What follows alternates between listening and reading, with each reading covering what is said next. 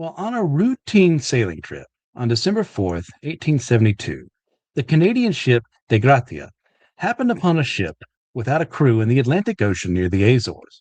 Upon investigating it, they found that the crew was nowhere to be found and the vessel's lifeboat was missing. Further inspection discovered that the captain and crew's personal effects were still there. Plenty of provisions were made, and the cargo of alcohol was largely intact. Searching the ship's logs revealed the last transcription had occurred on November 25th, but left no clear indicators as to the fate of the crew of the now derelict Mary Celeste. What happened to this lost crew? How can an entire ship be left intact without any clear sign of foul play? Were they waylaid by pirates, victims of a mutiny, attacked by some unknown supernatural extraterrestrial forces, or something else? Here we have one of the most compelling mysteries of history, and the complete disappearance of the crew and passengers of the Mary Celeste, which we will be discussing tonight on Friday Night Frights. I'm your host, Christian Ashley, of Systematic Ecology, here to terrify and instruct you all of the weird, unusual, fascinating, fantastical, and unexplainable things that may or may not be lurking out there in the world. I am joined once again by my good co-host, Joe Day. How's it going, Joe? And good to be here talking about some spooky nonsense. Absolutely, my friend. Yeah. So you may notice there was a schedule slip again. Who was the cause of that? Oh yeah, me again. Uh, it's allergy season. I was dead when we were gonna record it a while back. I mean, Joe wasn't feeling that great either. I'm guessing from from how we talked about our allergies every year. Yeah, I was basically useless, bedridden. It was awful.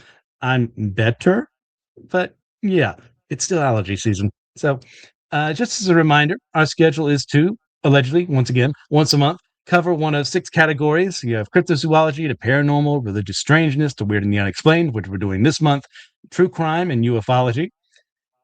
Um, we're also in podcast form. So if you want to head that way and leave us, I don't know, 5 stars, wherever things work down there, do that. That'd be great. Otherwise, we have our initial YouTube broadcast we always do. So feel free to say stuff in the comments below. Like, we'd love to hear what you have to say, both during the stream and after the stream. Also, as well, this is completely and utterly unedited. Joe has his own life outside of this. I don't know how to edit. So, you know what? Whatever we say, what that just happens to be there. So that's what you get. So, Joe, when it comes to the Mary Celeste, do you have a history exploring this topic in particular? Yeah, so it's twofold. One, I am of the vintage where Robert Stack was a voice that haunted the airwaves for my generation. And for those of you that have no idea what I just said, unsolved mysteries. Yes. This is there's a pretty famous segment on this for unsolved mysteries, and when in the era that I was coming up in the paranormal world doing conventions and doing speaking tours in the whole nine yards.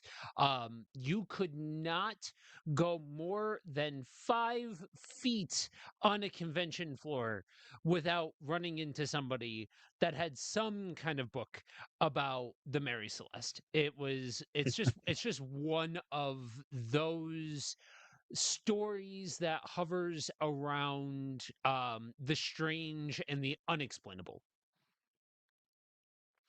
And honestly, if you don't see us on a Friday night where we are supposed to be streaming, just assume we got abducted by aliens. Either that or we're chilling with Yeah. Bigfoot. One of the two.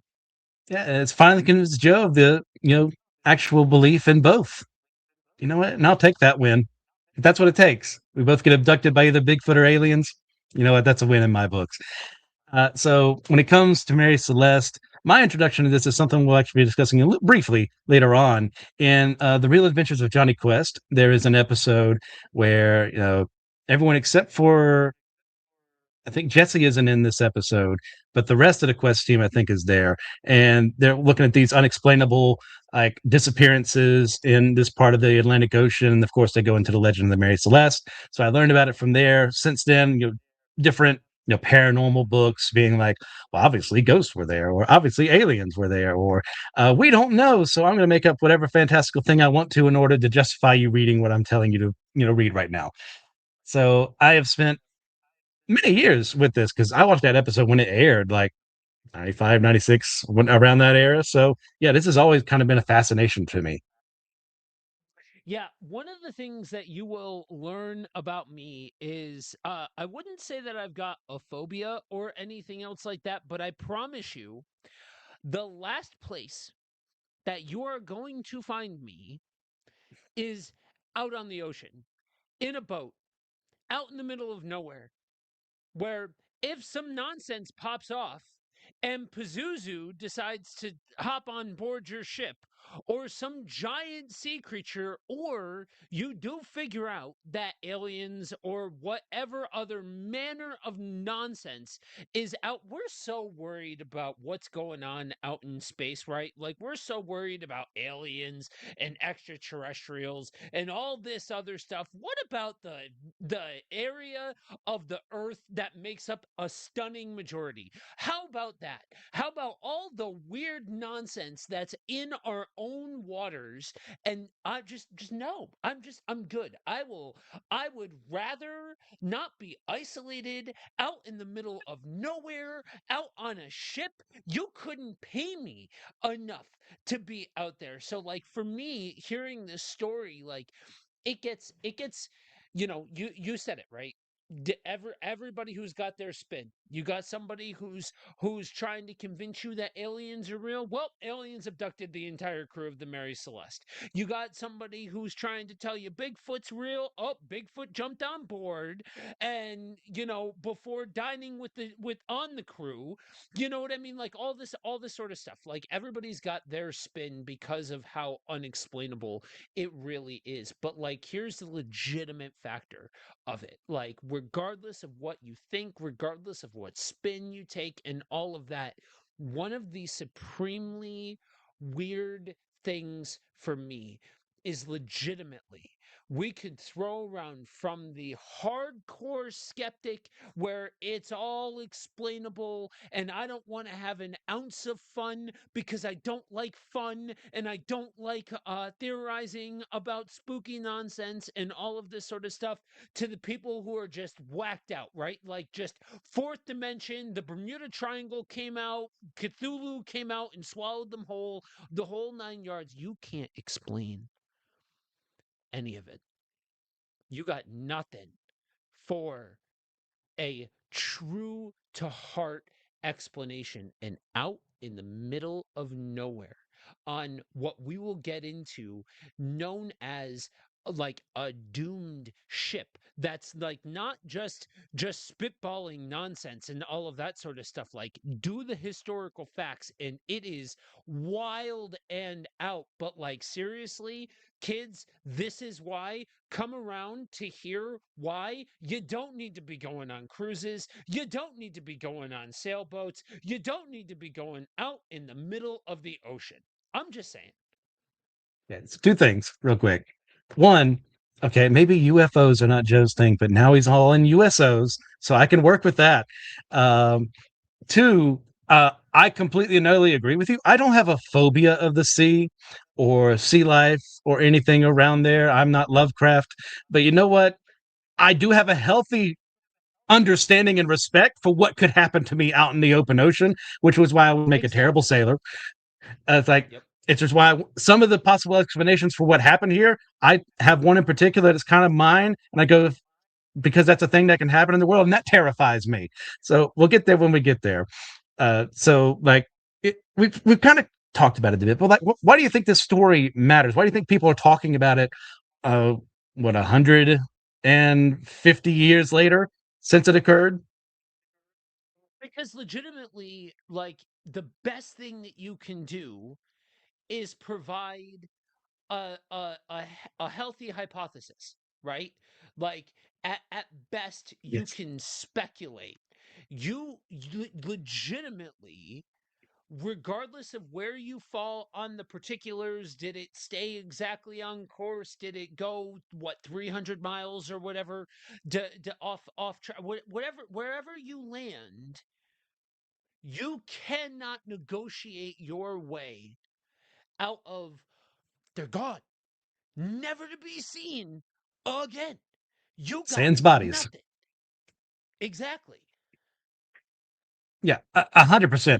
This is one of this is stuck around for so long. Yeah, yeah. You can say like pop culture. Some of the stuff we'll talk later on help keep it in the public consciousness. But it's the idea of people were on a boat and it happens however many hundreds of thousands of times a year, and yet this one ship, everyone's not there, and we don't know why.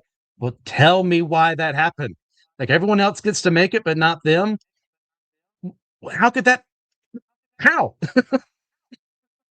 Yeah, exactly. And that's where like you compare this to any of the like the usual suspects for the strange and the unexplainable and all of this sort of stuff. There's something, right? Like there's some kind of hook, maybe it could be this. There's some kind of hook, maybe this is this and this is that. But even if, and this is kind of like if I'm tipping a couple of cards out just so people can see kind of where I lean in all of that, like okay, we can go like hyper reasonable and just go just dry bones on this entire thing. Okay, so you mean to tell me like the world's most famous ghost ship and nobody steps forward and says I'm still alive? Nobody comes forward and is like, yeah, no, here's the tapes, here's what happened. You get Yeah. none of that. All we have is speculation, and in the story, we'll see like probably the worst possible person who could have looked into this, as in like a very single-minded person. It is quite fascinating looking at it from that lens. So all those working against each other means we don't have an answer. And I don't know. You just want to get into this bad boy, Joe? Yeah, yeah. Let's get into the history that we do know. Okay, so the ship itself, the Mary Celeste, did not start off as the Mary Celeste. I had a couple initial crews before we get to our crew, our main protagonists of the story here, the mystery. Uh, the ship that would eventually be called the Mary Celeste was actually dubbed the Amazon after it was, first created in 1860 in Nova Scotia. Later, it became seaworthy. I don't know why it took so long. I don't know shipbuilding. It's not my shtick. I just know they said 1860 and then 1861. Now it can float. Good for it. Its first captain was Robert McClellan, and he sailed in her initial voyage with a cargo of timber until he died mid voyage and was replaced by John Nutting Parker, don't laugh, who valiantly led the ship to England, where he forced them into fishing nets and accidentally sank a smaller ship when they ran into them. Like, we're almost at like King Tut's tomb nonsense where people like to like correlate all the everything that happens there at the very beginning here. I don't personally buy into that, but like I could see why someone would say that given how this ship starts. So then Parker was succeeded by William Thompson. And from what I understand, we have very few logs of what happens in the in between here. We're lucky to have the ones that we do, once again, because paper doesn't really last that long. We're lucky to have what we have.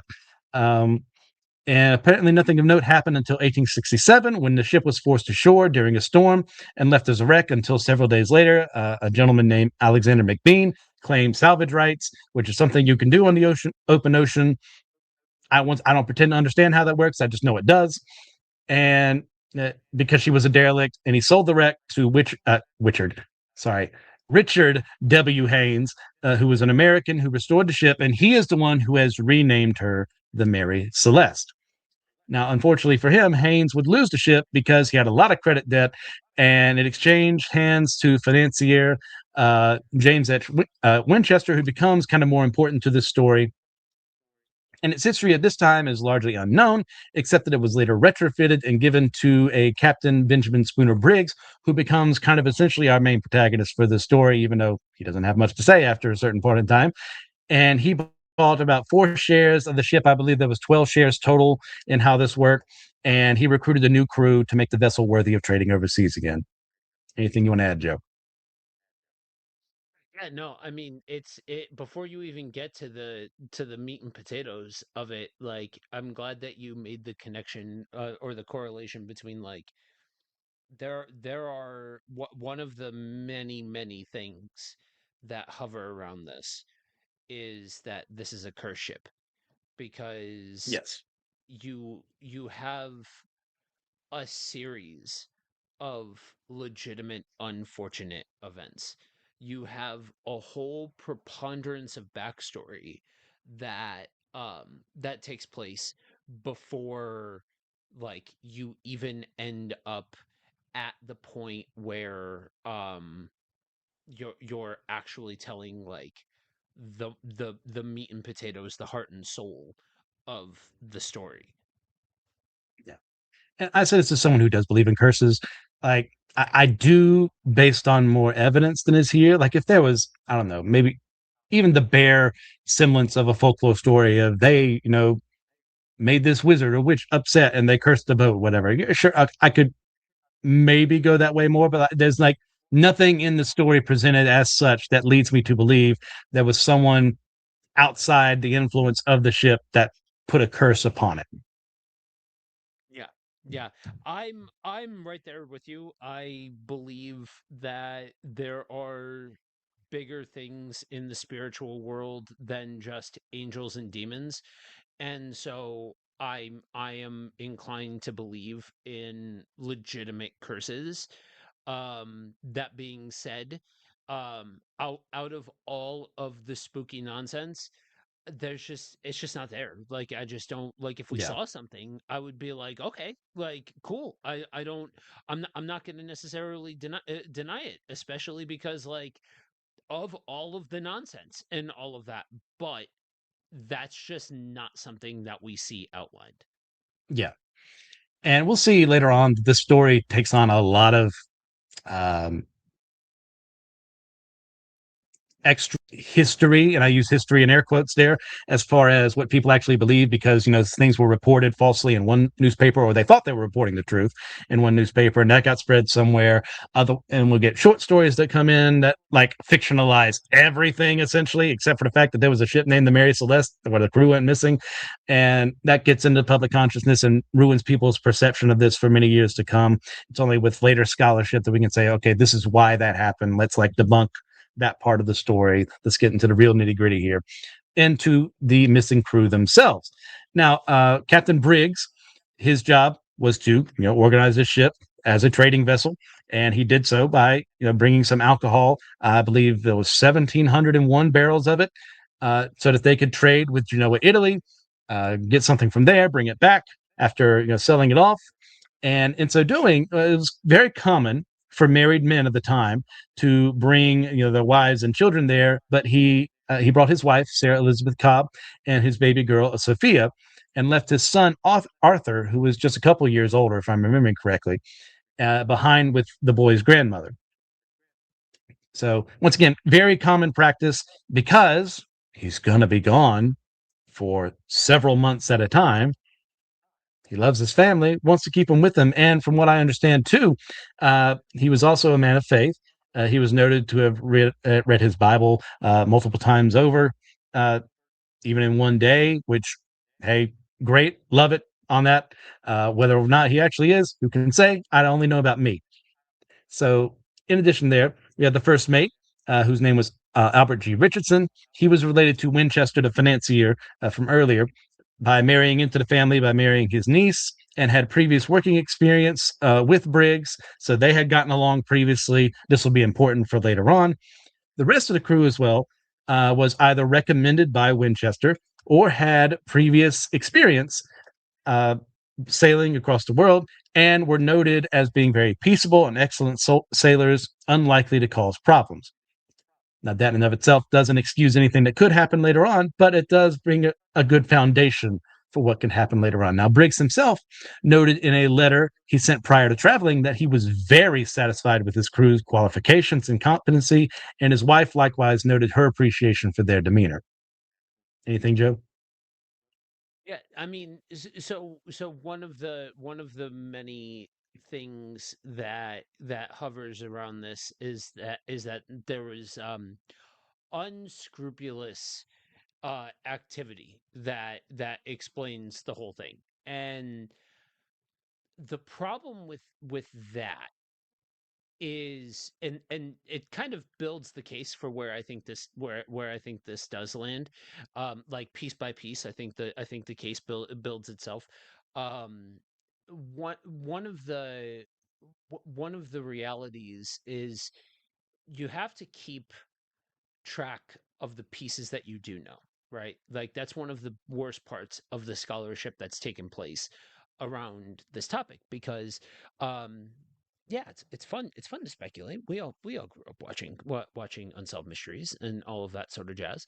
But that's the best outcome comes from finding the weird in authentic scholarship and Yes. authentic academics and all of that. And if the weird still exists, then it has a leg to stand on. Then you can it's got some support behind it. But if you're just saying a whole bunch of stuff based around stereotypes or things like that of sailors and things like that and just ignoring the reality of the facts that you do have, well then you've just made up a fantasy story. Yes. And you know, we'll get to how this plays out in explanations, but the truth of the matter is the crew, at least on paper, as best we can know, as best we can know from history and all of that, seems to be above board. Like the captain, like you said, seems to be a God-fearing man of faith, you know, as somebody that it gets into some of the weirdness where you talk about like he would read his Bible to look for answers to some of the problems that he was going through and things like that. Which, slight PSA, don't treat your Bible like a magic 8 ball. Just don't do it. It's not a good way to approach the Bible, but that's another conversation. Yes. Um, but the reality is, by public opinion, from people who spoke into it, these people seem to be above board. Yeah. And that doesn't discredit the idea of a potential mutiny down the way, because sociopaths exist. They're able to play into people and pretend to be what they're not. Sure, I could believe that too. But like, given the evidence presented to me, that seems less likely. Before we get to the actual end there, but we're not going to speculate on that actual answer yet. Moving on to the initial voyage itself. Like I said earlier, it was carrying 1,701 barrels of alcohol, and was initially loaded on October 20th, 1872, and was going to leave a little earlier, but it took some time for Briggs's wife and child to arrive. So he then ordered the ship to depart for Genoa from New York City on November 5th. Quite the time to wait, but you know what? Waiting for a wife and child, probably the best play there. Don't want to cause any problems there later on when you come back, if you do. So unfortunately, practically immediately, due to stormy weather, the ship was forced to stay in Staten Island for several days. My condolences to them. While at that same time, the De Gratia was preparing to leave as well.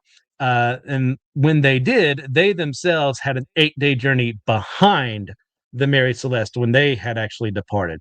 So that is important for future reference as well. So they had actually, I mean, you can call it a synchronicity if you want to, but they had actually supposedly interacted with each other beforehand. Uh, the captains may have dined together, depending on some reports. But regardless, we know that they left 8 days before the De Gratia. So, anything you want to add before we go to the discovery of the derelict ship? Okay. So, when we get to the actual discovery itself, as mentioned earlier in the prologue, they sighted the Mary Celeste adrift at 1 p.m. on December 4th, 1872, several miles away from the Azore Islands. You don't know where those are. Geography lesson: islands off of the coast of Africa, a little that direction there. That's where you also get the Canary Islands too. They quickly realized it was without a crew when they saw how erratically that it was traveling. Like, sailors know how a ship is supposed to work, so they recognized immediately something's got to give there, and they boarded it to inspect what had happened, especially when no one responded, to any of their signals. They noticed that the sails of the ship were up, but in poor condition, and the rigging was damaged, but not unsalvageable. So it didn't seem like it had been like a cannonball had gone through it or anything, or someone had slashed it with a sword. It just seemed like something had damaged it, but they couldn't exactly tell what. and it didn't look deliberate to them at that point in time. They also noticed that for the ship, the lifeboat was missing, and there was about 4 feet of water in the ship's hold, which, from what I understand from the research I did, would have been like okay, but certainly would have been like, okay, someone should be down here doing something about this. It's not going to sink the ship because the ship is going to get water in it. It's kind of just one of those inevitabilities that occur when you're traveling in the ocean, especially on these rickety wooden ships. God bless them. Uh, so they noticed that for it to have accumulated this much, the crew couldn't have been gone terribly long from when they discovered it, but it was also long enough for it to be an issue without being a problem. Now, in the ship's logs themselves, they had been written in until, like I said earlier, November 25th. And from the writing they had there, they gave no indications of fear of being attacked by pirates or a crew mutinying or anything like that. There was no trepidation by the captain who was writing down, and his effects and most of the crew's effects were largely untouched and inside their quarters. Uh, no signs of forced entry anywhere. There was some, goodness gracious, some not cabins. What's the thing to get down to a lower deck? What do you call that thing? Goodness gracious. Bunks. Bunks. Yeah, getting down that way. It looked like some of them were open kind of in a haphazard fashion, but that was about it. There were also no signs of any prepared meals lying around. There was no like no flies or anything circling around them. There were plenty of provisions left inside the galley, which would be really mysterious if someone had abandoned ship. They saw no signs of a fire that would have leaked, from the alcohol being around in an area like that. Could have caused a spark some way. They didn't see anything there. And they also noticed no indications of violence and assumed the crew had, for reasons unknown, decided to abandon ship. Now, Captain Morehouse, who was the captain of the De Gratia, and I hope I'm pronouncing that correctly, I've said it multiple times, decided to bring both ships to Gibraltar by putting some of his crew on the Mary Celeste, and they kind of like tag teamed it together to end up there because, once again, salvage rights, no one's there on the ship. What he's going to make a killing is what should have happened, in an ideal world there. And arrived in Gibraltar in December 12th. He did so because, obviously being from Canada, you want to go to the British, and the British do own Gibraltar in Spain, right in that region of the world. And it was there that the Mary Celeste was impounded, and an inquiry was formed to discover what truly happened. Do you want to go about anything before we get into the inquiry itself, Joe? No, good. Okay. So, in the initial inquiries, they were undertaken by multiple men, but I guess our main antagonist in this story is Attorney General Frederick Solly Flood, who was noted by many people around him for his bullheadedness and singular focused thinking. And I mean, if he had an idea, that was the idea. Nothing's going to dissuade him from it. That's never once happened to me. I could never say that about me. Uh, yeah. He began the investigation believing that there was some criminal action that had occurred due to the possible smuggling of alcohol, and barely allowed any other evidence. The idea being is that, there was either collusion between the two captains, and like maybe there was a fight between them and he killed the original crew so that they could get more money by salvage rights and selling off of the alcohol, or they had like dropped them off on the Azores or the Canary Islands or something like that before they got to Gibraltar, and then they were going to come back and give them their split of the cash. That was Flood's idea. So he'd been had major investigations on the ship, some of it done by a diver and as well as a ship surveyor, who both found cuts on the bow that seemed to indicate some possible violence that occurred, as well as seeming traces of blood found on the captain's sheathed sword, which was in his office. And it looked initially like it had been unused until they discovered, oh, this might be blood. They also saw several parts on the ship that looked like they might be blood.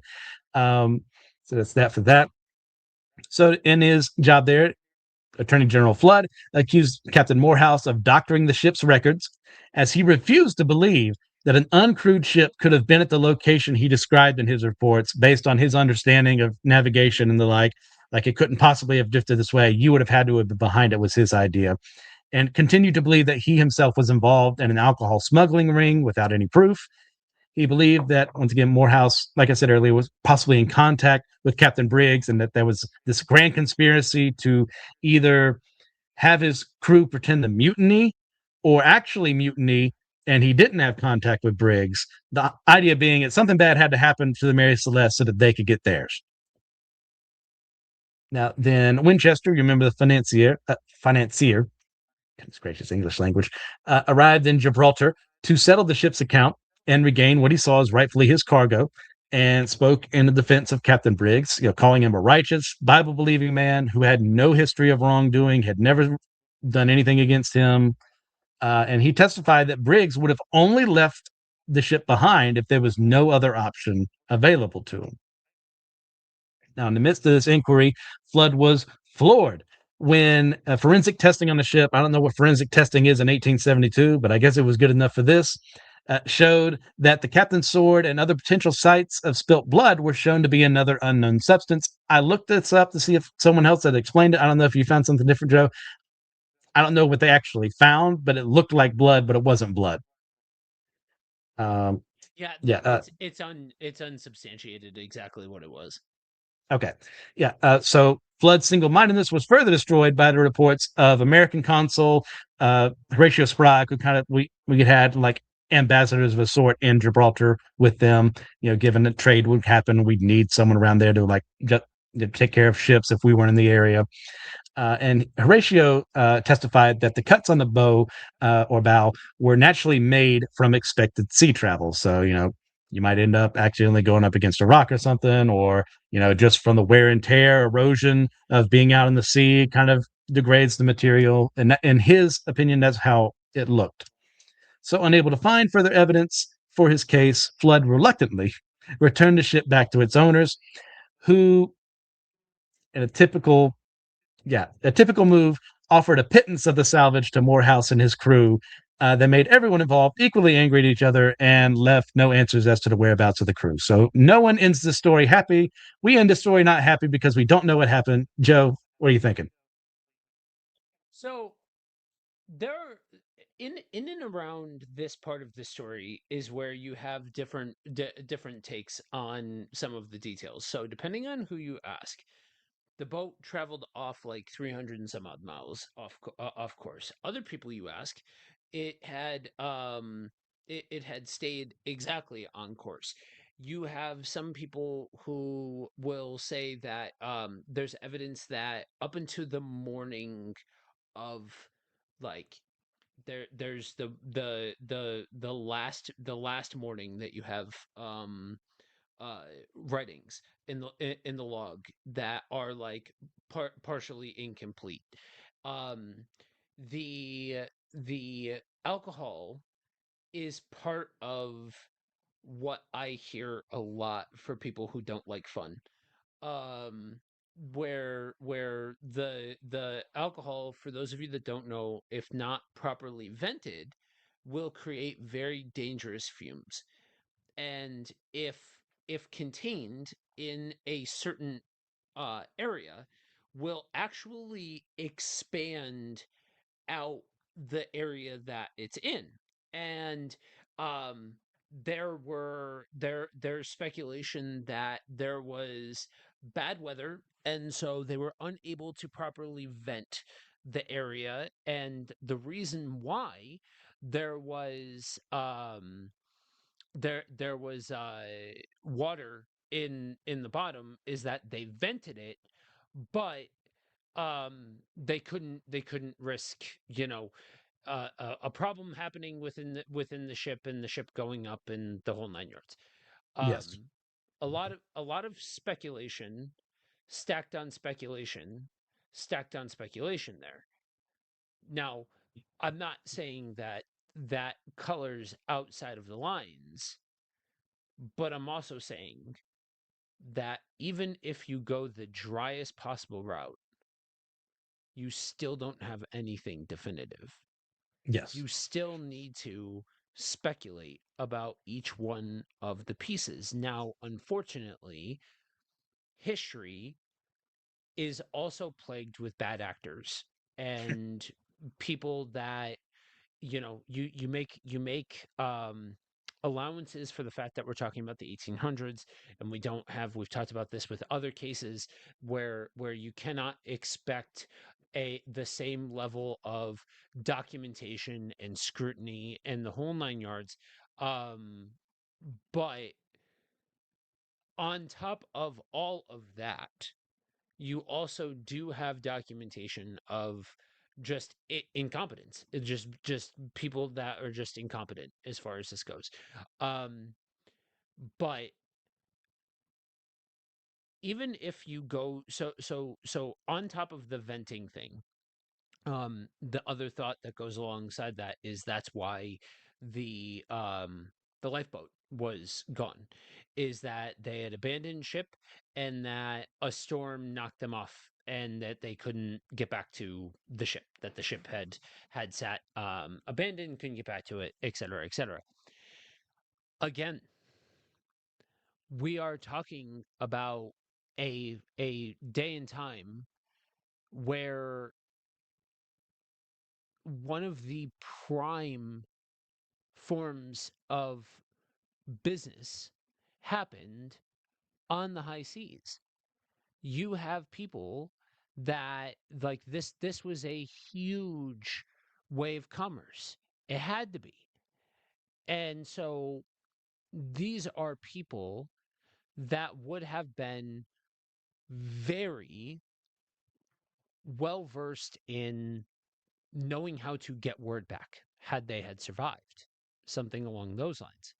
Yes. And I stand by the fact that if anybody would have survived this, we would have had some form of documentation that they resurfaced at some point. And so you have to, if you are going to authentically approach this story, deal with the fact that you can bring just as much, if not in certain ways, more scrutiny on the Occam's razor style approach to trying to bring a conclusion to the story as much as the weird and wild ones. And I'm saying when all things are equal, when we are in good faith, not just making stuff up and all of that. That's Yes. why I don't personally subscribe to it stayed on course.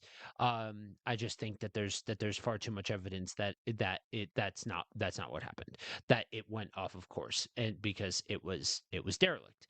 um but when all things are equal, to say that they abandoned ship and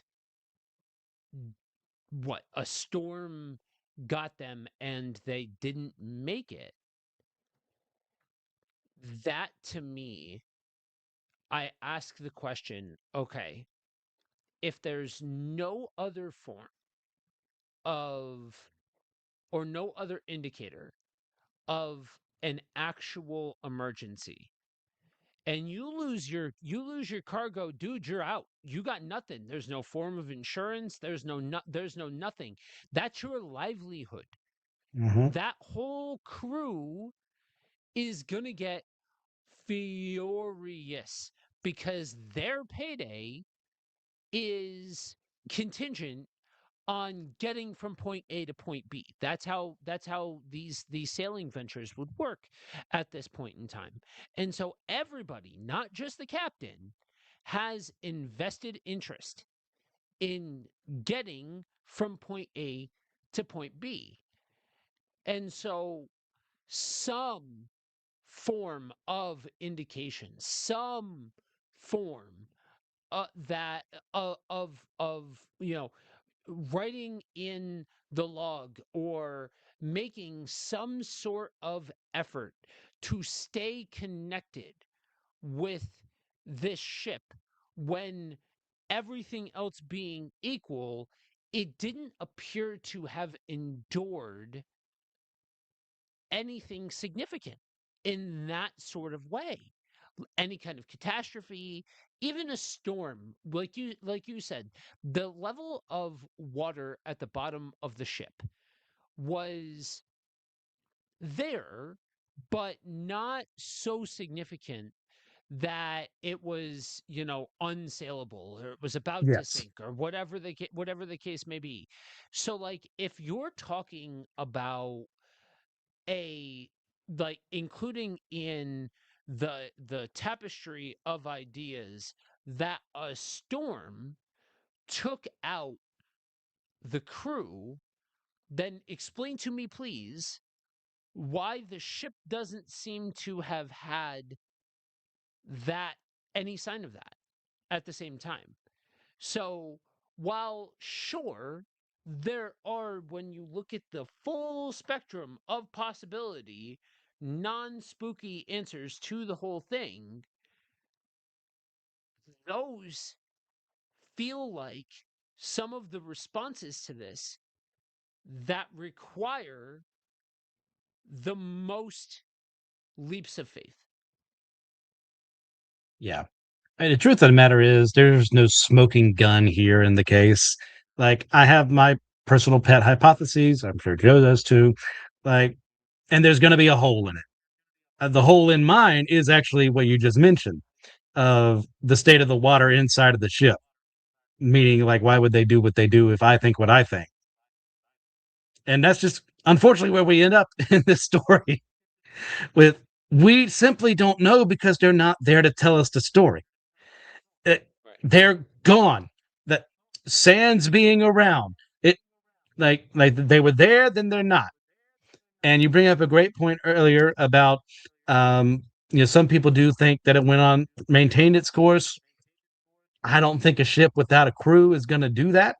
I think it's going to be more susceptible to the wind and the waves and go in a different direction, which kind of Yeah. doesn't kill the idea, the De Gratia, being in collusion with people on board and wanting to, grab it for themselves, because how would they know where they ended up in such a case? I mean, it boggles the mind.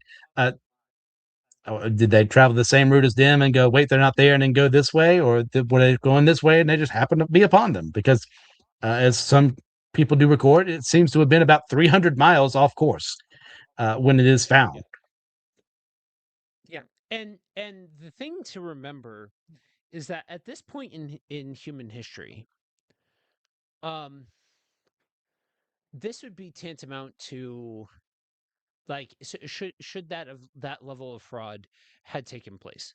Okay, that would be tantamount to, you work for a financial institution and somebody has, they bring in a sack of cash to get deposited, right?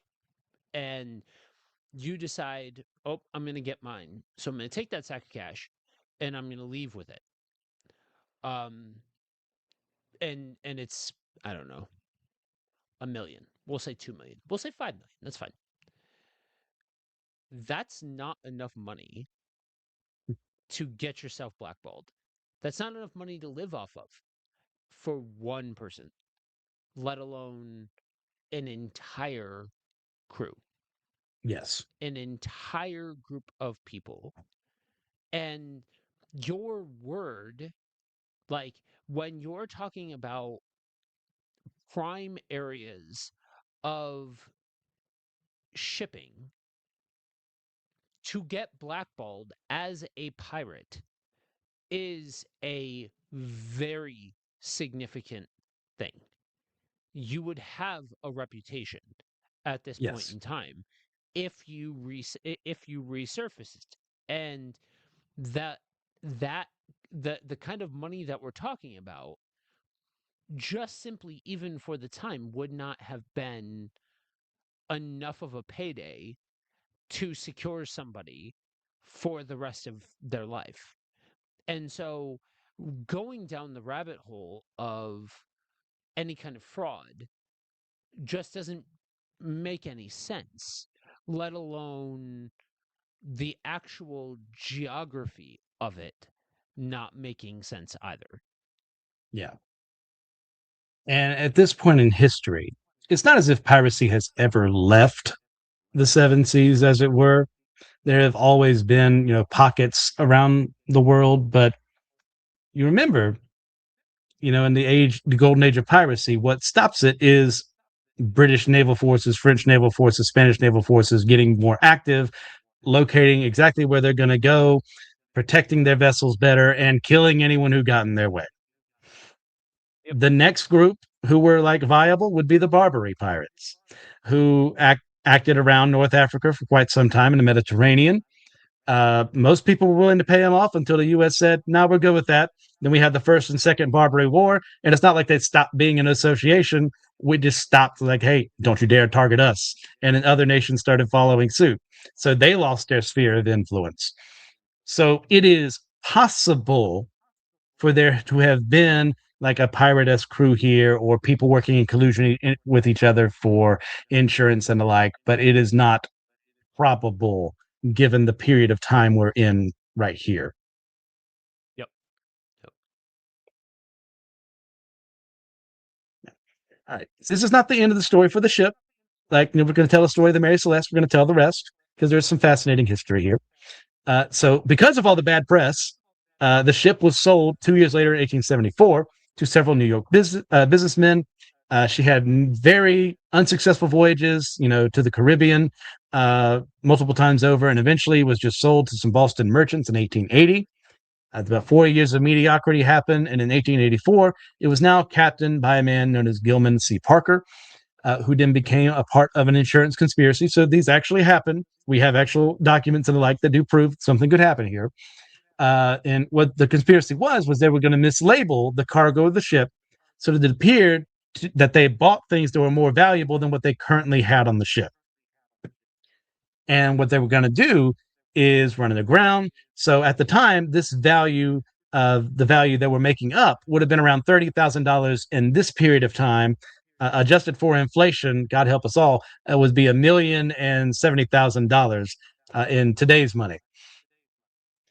So Parker's plan was to go through a notorious reef that was near their destination of Haiti and deliberately run the ship into the reef.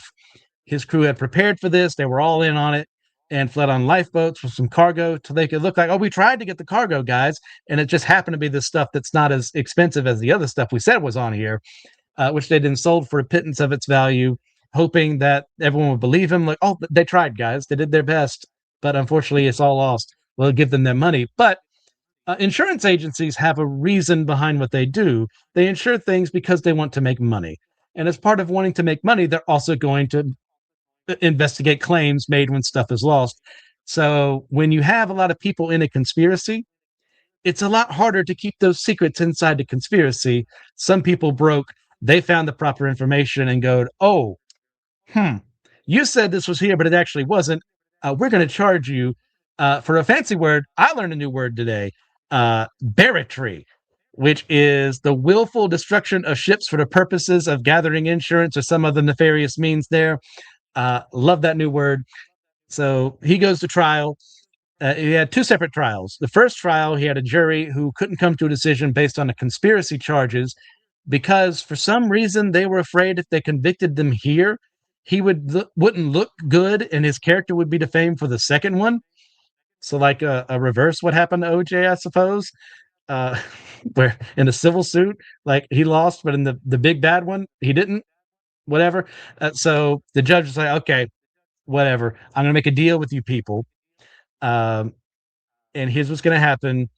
We're going to drop charges, and the insurance company is going to lower the rates and everything. You're going to get a little bit of paid, but your name is Mud. And that's exactly what happened to Parker. His name was Mud. His reputation was destroyed. As Joe mentioned earlier, you want to play pirate, people are going to call you pirate or fraud or what have you. And he died in poverty just 3 months later. So was it worth it all? Absolutely not. And I would say there was an attempt. Someone believed that they had found the wreckage of the Mary Celeste in 2001. This proved to be something else entirely. So we don't exactly know where the ship is to this day. Yeah, Anything? um there are museums in Europe, I think it was Norway, Scandinavia. I don't remember exactly. That claim to have pieces of the Mary Celeste. Um but as to the authenticity of it, it's debatable. Yeah. All right. So we kind of talked about a couple of the potential answers here, but like, why don't we just go on systematically here? Like, the internal strife slash mutiny option. What do you think about that one? No, there's just no evidence for it. Like you can speculate based off of the time, but it's no more than just saying, "Oh, hey, this is something that would happen at the time, and so we're not going to rule it out."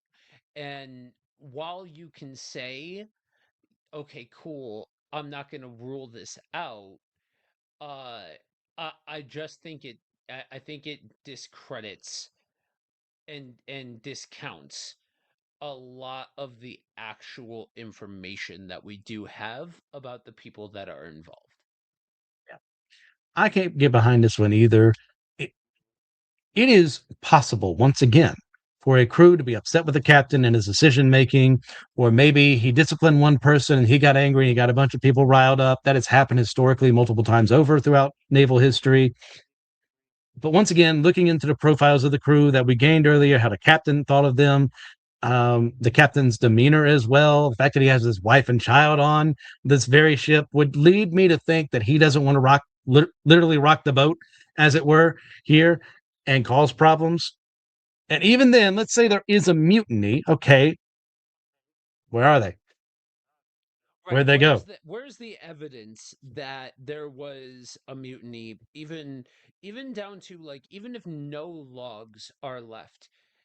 Where's the evidence on the ship? Where's the evidence you know what I mean? Like Yeah, that all of that would have left proof text behind. And that's one of the that's one of the things that detracts from this the most for me is just there's no onboard evidence.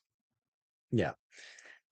And it's the same thing. Like there's no signs of blood anywhere. What they thought was blood wasn't actually blood.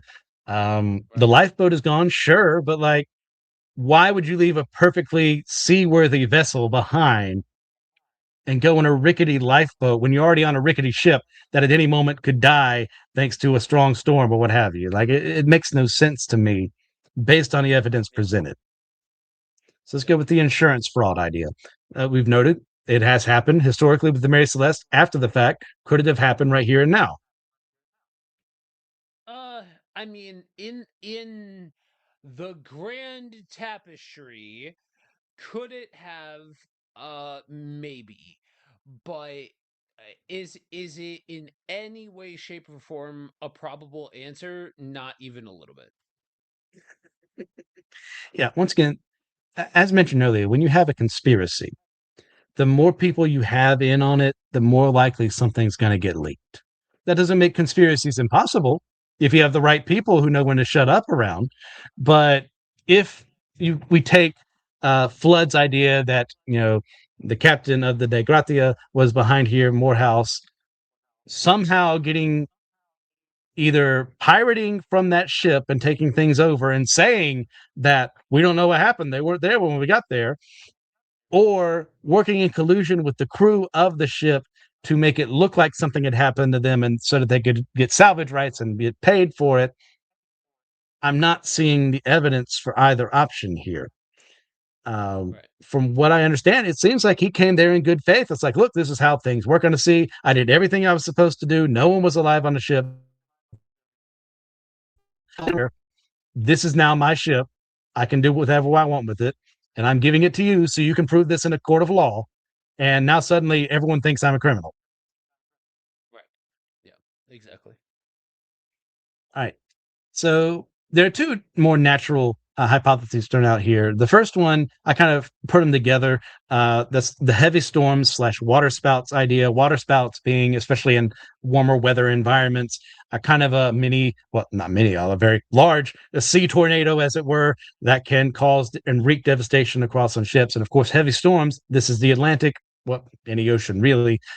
Seas happen, storms happen all the time, and we've lost countless hundreds of thousands, if not millions, of sailors over the history of the world because the ship just fell apart because the storm was just that bad. So, like, what do you think, Joe, about this as a possible? explanation. You know, I think it lines right back with the other options that we've talked about. Like, in certain ways, I would call this more probable, especially if you incorporate in the whole alcohol thing. Um, sure that it's slightly more probable than the other options that we've had, but you still don't see the evidence. The evidence is not there that this is the thing. Like, the truth is, there wasn't that much water in the actual ship, and it would have been an extreme overabundance of caution to leave the ship. And then, yeah, I mean, if there was more damage to the ship itself, it would make more sense. And I would say, Yeah. sure, this probably makes the most amount of sense. Is it disqualified entirely? No, absolutely not. But again, I think you need to negotiate with speculation as much, if not more, than some of the other um answers that are out there. Yeah. I agree that this is more plausible than other ones. In the idea that it could be this giant storm, just kind of happens. It's the Atlantic, is what it is, or a water spout came up and sucked people up. But what kind of kills this idea for me is the fact that the sails are in the state that they're in. Like they're not pristine. They've taken some damage, but not like earth shattering. This is the easy explanation for what happened damage, and as well as the lack of water in the bottom of the ship. That if this were to happen, a huge storm were to happen, instead of like maybe what I'm thinking might have happened, I still don't have definitive proof for it. Where one thing happened and everyone's gone, like it's harder for that to be an explanation unless maybe one person was left behind and they couldn't take it anymore and they jumped off the ship later on after they had gotten all that water out. Which, I mean, you're adding more answers to it to explain a potential explanation, which isn't of itself a bad idea. You have to speculate, but it's extra work I don't think needs to be put in there. Right. All right. This next one is my pet hypothesis. And once again, as I said, there are holes in it, as there are in all these. And that is the rogue wave. And I think why this appeals to me is because it appeals to my idea of never being on a boat in the middle of the ocean. Uh, and the fact that if you don't know what a rogue wave is, it is exactly what it says on the tin. It is a wave that comes from nowhere with no indication that it's on the way, smashes into things, and then dissipates. It doesn't require a storm to happen, bad weather to happen. It's simply the way the tides work. This water was plucked up, went this way, and it happens with no like way to account for how it happens. So how I look at this, if this is the answer, which I'm not once again taking a bullet for this one, the idea is that this rogue wave happens. They have no time to prepare. Everyone's on the deck. Boom, splashes them all off the ship. No one at that time really knew how to swim that well. They're gone. They're taken on the water and drowned. Maybe someone survives and goes into a lifeboat for a bit, and they think the ship might be sinking without any evidence because we can still see like there wasn't enough water down there in the bottom of the ship. But that's what I'm thinking. What do you think, Joe? Why am I crazy? Um, I mean, again, like the storm thing, I would say essentially the same thing here. Like, you you're talking about a wave that would have had to get it in one. You're talking about a wave that would have literally needed to take out an entire crew.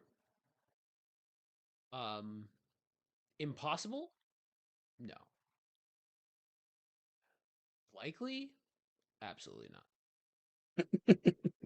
Yeah, and as noted, I should have noted before, the crew was quite small considering the size of the vessel, so there weren't that many of them. But the idea of everyone being on the deck at the same time is a huge leap in logic. I will once again grant that too.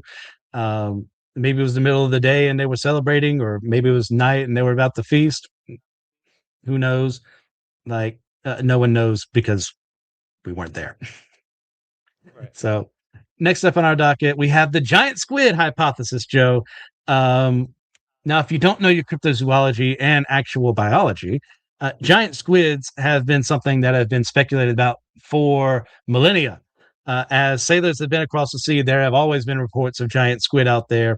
And it is more recently that we have actually discovered that such things actually exist out there in the wild. Not quite, I can't remember some of the figures for the Kraken and the like. They're like however many feet long. I don't think we're that bad, but still enough to where it could be a potential threat. What do you think about a giant squid, Joe? I'm gonna go with no. But with the giant asterisk, the fact that there remains a possibility that you will run into a giant squid again. Do the research. Do the research. D- uh, why? Why would you do that to yourself? Like, let me go out on this boat that, like, if frigging Cthulhu decides to come up from the deep, if somebody decided to release the Kraken, I'm gonna hang out on a ship. Like, no, you're screwed, dude. Like, stick your head in between your legs and kiss yourself goodbye. Like, that is what those are your option. Get screwed by a kraken and like it. That's what you've got ahead of you. Like, that's it. And so, like, that to me is one of the most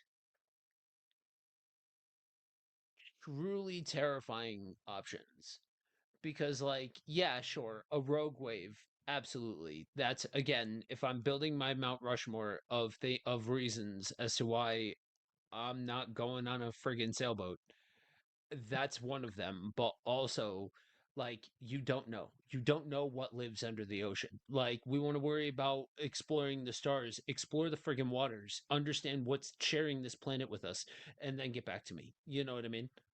Yes. So, while I like this idea, I don't find it very plausible.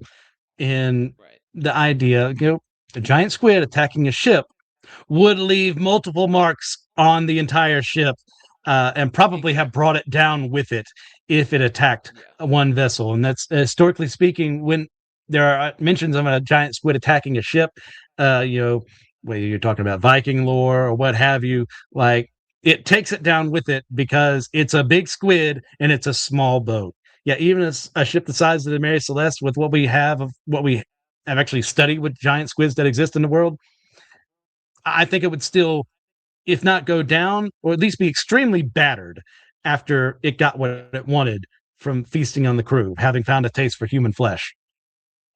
Yeah, that's it. I mean, that's it. Like, you look at the damage that was done to the ship itself. It just wasn't there. You know what I mean? Like, it was so Yeah, minimal that it just doesn't make any sense.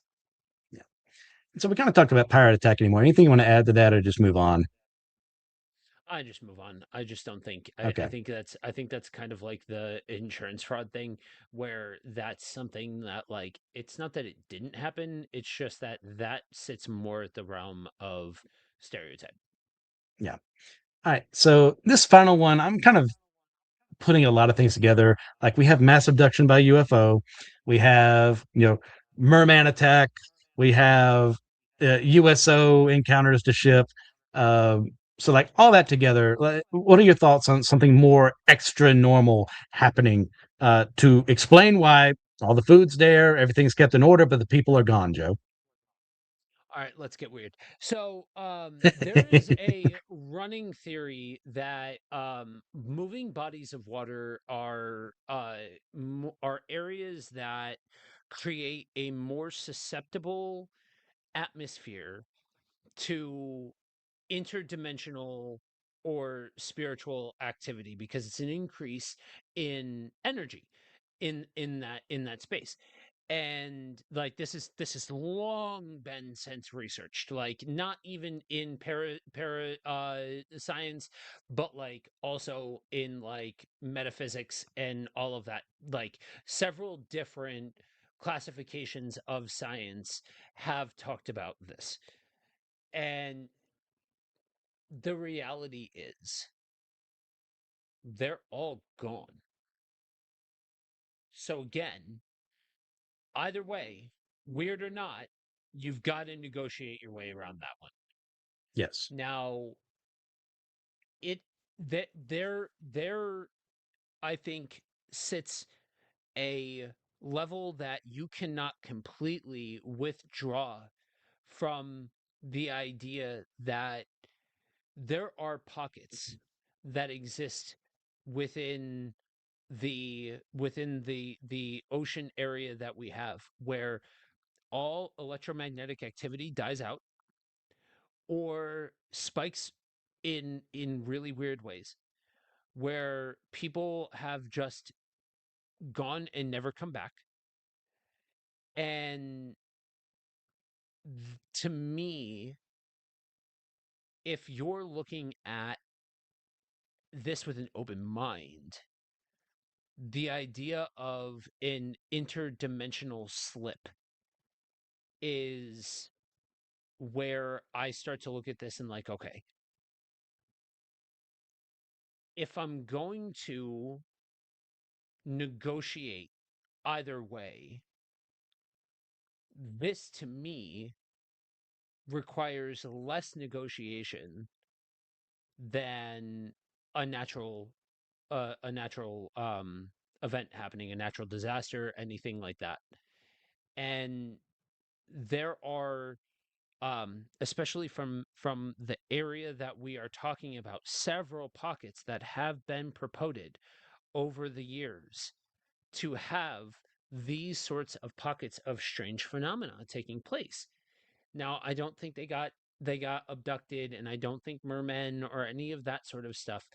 If anything, you're talking about an increase in frequency variation because of turbulence, because of water, because of the whole nine yards, that could have slipped the whole crew into another dimension.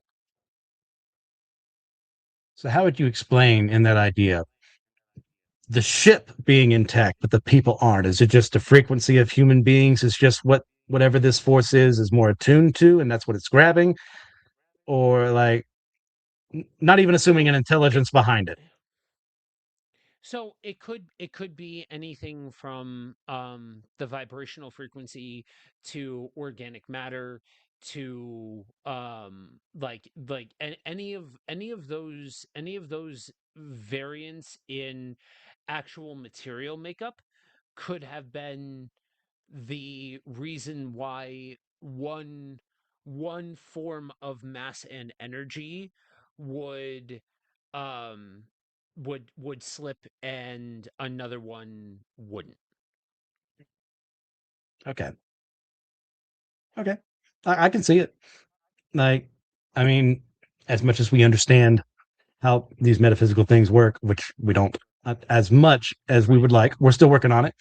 That sounds plausible enough that I can't discount it out of hand. Now, when it comes to the UFO thing, sure, it is once again possible. You know, if interstellar craft are able of traveling to great distances between worlds, or through time, or how heck, or through wormholes and black holes to get here, sure, that could have happened. What makes this not as plausible to me in that idea is, given most UFO, contact, uh, or with either people or with the Earth itself, most cases have some trace of radiation left behind that it doesn't seem like anyone from the other ship was affected by. That doesn't discount it out of hand, but I'm going with like most cases, something's left behind as like extra normal, and the fact that this radiation isn't normally here. And of course, they wouldn't have understood radiation at that time if they were to go through it, because Madame Curie wouldn't come around and bring her theories about radium and like with her husband until 1903, if I'm remembering correctly. Um, I think so. so yeah. So possible, not plausible. The merman thing, I kind of threw that in there just because I thought it was funny. Because no, are mer people real? Well, depends on who you talk to.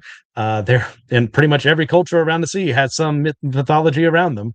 But the thought that they randomly attacked this one ship and not other ships across the history of the world kind of kills the credibility to me. Also, how would such a society develop without being able to utilize fire? Would they be sapient at all? Um, Kind of hard to tell. Not once again Right. disregarding it out of hand, but it as them actually being a thing, maybe. But like for this, I see no evidence for murder people. Also, the same thing. No violence was shown in the ship. There were no claw marks, irregular claw marks, or anything like that on the side of the ship that would indicate some foreign presence there. Someone also threw out the idea of some paranormal ghost thing happening here, and like the ghosts of the dead sailors, something compelled them to like commit mass suicide over the ship. It's like, okay, well, you can say that, but I mean, where's your evidence? But and so to that, within that same ballpark. Now, I'm not going to say that I necessarily agree with exactly what you just said, but again, in the theory, because all of this, like, if there's any one thing that you learn from us as we unpack these things, like, yeah, I'm not throwing out that it could be a rogue wave. It could be a storm. They could have gotten capsized and killed the whole crew, and it wasn't that big of a storm. It just was the wrong place at the wrong time. Sure, cool. But there's where there isn't enough evidence to exclude the possibility, then keep an open mind. And so there is a theory that the more you seek out the spiritual, the more open and attractive you are to the spiritual. Mhm. Now we are a we are not necessarily a Christian broadcast. We are two Christians who do a broadcast. Those aren't the same thing. Yes. But being two Christians who do a broadcast means that there is likely a not zero amount of our audience that just threw a flag on the play because of what I just said, especially if you are in an area or of a vintage or whatever that is more influenced by the satanic panic in a post satanic panic world. But for even my fellow brothers and sisters out there, take a second and extrapolate out the thought process and talk about some of the things that we will say about Christians who seem to be more in tune with the Holy Spirit.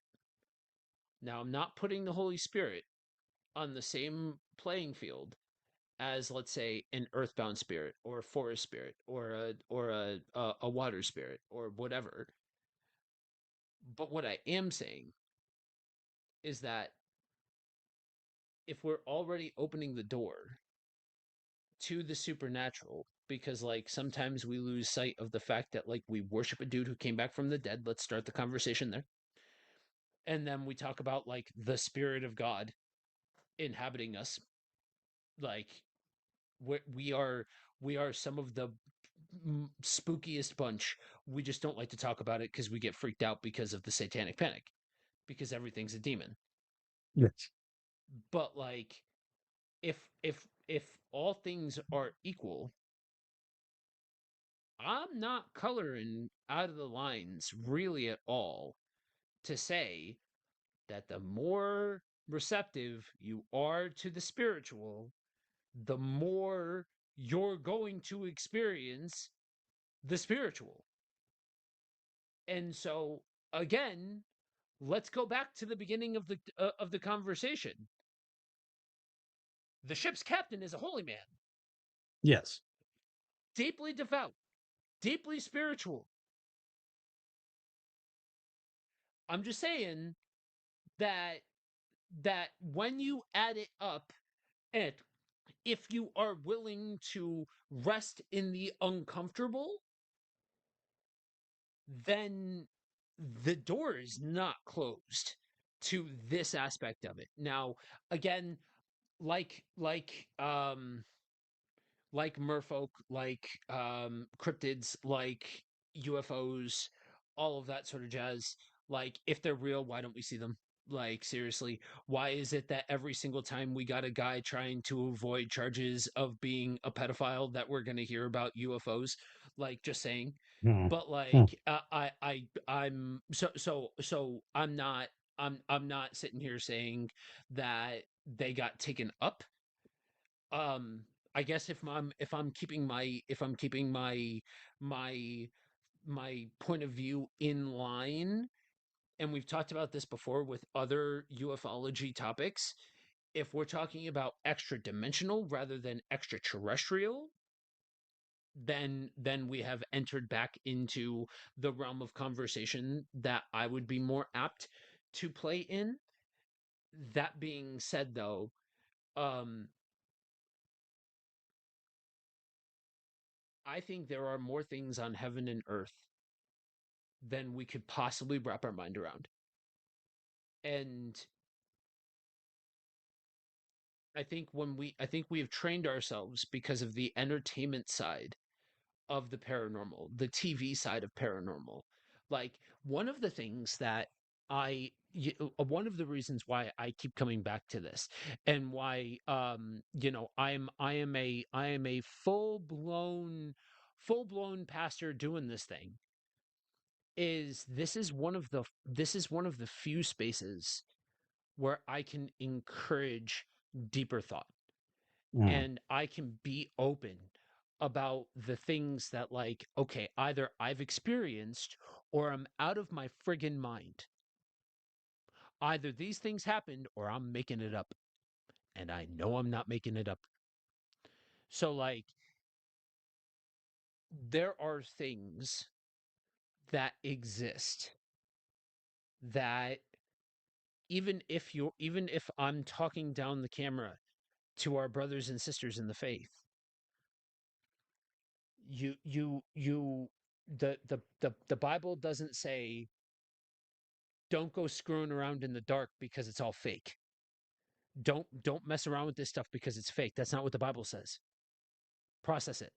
Think about it. And part of the problem is that so much of this sits at the level of the entertainment side of paranormal research, that I just wish that more people would take seriously actually processing the realities of of the paranormal, of the supernatural, all of that sort of jazz, and not be afraid that it's going to break your Bible in half, because it's not going to break your Bible in half to say that there's extra dimensional things. Do you really think that you go up high enough and you get to heaven? What do you think God is? Seriously, what do you think heaven is? It's another plane of existence, friends. Like, if you're talking about a literal heaven, then you're talking about a place that exists outside of our realm of existence.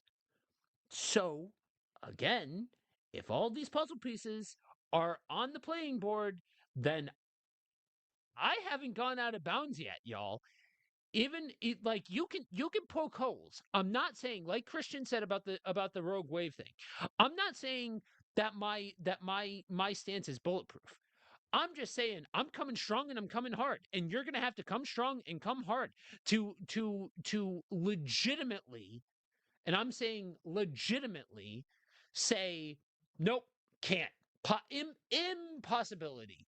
Just like with Christians, I would need to come hard and come strong to say nope, impossibility. I can't do it, so I won't. As we've said several times before, like we like to have our little boxes. We like to say that this is exactly how things work. because that makes me feel comfortable. The more my boxes make sense to me. But unfortunately, for that mindset, the reality exists. And there are simply things that, as much as we attempt to classify, we just haven't done enough work, or we're not at the point where we can understand, that make us go, oh, that makes me feel a little, I don't know, and upset. And then we disregard. And that is to our detriment.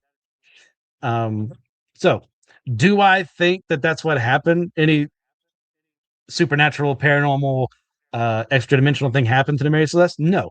Could it have been what happened? Absolutely, yes. Once again, we weren't there, so we can say almost anything and not say something stupid. I mean, we've noted some things that are stupid while bringing up speculation here, but Yeah. just give it an open thought, think about it a little more, and And make your that's own why we conclusions said what because we you don't said know either. about exactly, and that's why said what we said about no, don't color outside the lines. Don't go making stuff up. There's no need. There's no need to just start throwing facts out there and being like, oh, it stayed on course, hope all this stuff, because you don't need to in order to get to the Tootsie Roll center of the Tootsie Pop. Like, it's still weird. There's still a lot going on. There's still a lot of strangeness that takes place in all of it, even if it's like I would go as far as to say it still fits what's on the marquee if everybody's in exactly the right position for a rogue wave to take them out. Impossible? No, absolutely not impossible. That's you have stepped right into the bar, looked probability dead in the eye, and told them exactly where they can shove it. If you have everybody in the right spot exactly at the right time, and a wave takes them out. But Yes, again, like Christian said, do I think that that's happened? That's what happened? No, but I can't say no to it. that's where I land. If I have to land, Yep. Yeah. Well, yeah, like you said, like I'll take a page out of your book. I'm not taking a bullet for it. Like I'm not like that. This isn't one I'm standing 10 toes down on, because none of us really can. yeah. See, we get into some pop culture. I forgot to do this last time. But the Mary Celeste obviously has mass appeal, and one of the reasons for its mass appeal, besides the early newspaper reporting, is a man you may know by the name of Arthur Conan Doyle. Now, at this point in his life, this is about 12 years after the Mary Celeste incident happened. He wrote a short story before he did anything with Holmes, uh, called J. Habakkuk Jepson's Statement. Now, one of the reasons, Joe, that it took me as long as it did to get the outline to you is because I read this and I had to pause multiple times over in this story. So, what Conan Doyle did is he was just making it up. Like he was trying to tell a story, trying to make money. That's what you do. He wasn't trying to make a thing that said this is definitive what happened. And some people reported it as if it were true, and he was very flabbergasted by that. So that's not his fault. That is other people. But what happened is that he, either for copyright reasons or did not get sued, or maybe because he forgot how it was spelled, called the ship the Marie Celeste, not the Mary Celeste, the Marie Celeste. And that was something that traveled through other people, and they misnamed the ship for decades. It is only more recently we've kind of like regained the original spelling in the public consciousness. So we get a lot of popularized false ideas. Once again, the name of the ship being different, the ship being completely unharmed. They're showing no signs of anything bad happening, comes from the short story. And the lifeboats are still there in the story. Real life, lifeboat gone. Short story, lifeboat still being there. Right. It also it also contains the very casual racism of the day when this was written. It is remember when things are written in the period of time that they were in, the way people thought. This is part of it.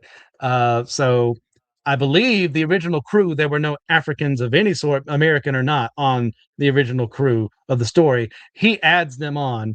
They mutiny against their white leaders. We have the magical Negro trope early on in the story with like an older black woman who like gives him the main character an amulet to like bring him to the point where he's saved by some Africans. He is then revered because he has this kind of like artifact on his person, which brings into very terrible cultural depictions there. And he is praised and hated by different Africans for his whiteness. And eventually he's able to tell his story. Think about that before we move on. No, I like you took the bullet for that one. I knew about all that. I knew and for anybody who wants to throw a flag on the play because of some of the language that was used, look it up. It's an actual term. Like it's a term Yes. for an actual trope in writing, unfortunately. But yeah, no, there's nothing more to be said. It's garbage. Yeah. It was a young man writing in the period of time that he was in. Whether he actually thought those things, probably don't know. I'm not going to throw anything out there in regards to Doyle. Yeah. Next up, we had there are two radio plays. The one that I actually wanted to mention happened in the 30s, was done by Hammer Film back in the day. So, Joe and I, big Hammer guys. The Mystery of the Mary Celeste, we had voice work done by Bela Lugosi. I was not able to look into this one, but it sounds fascinating at the very least. Then we Yeah, have, I didn't get a oh, chance, go but ahead. I saw it listed on some of the materials. It's one that I'm actually gonna go try to find after the fact. Yeah.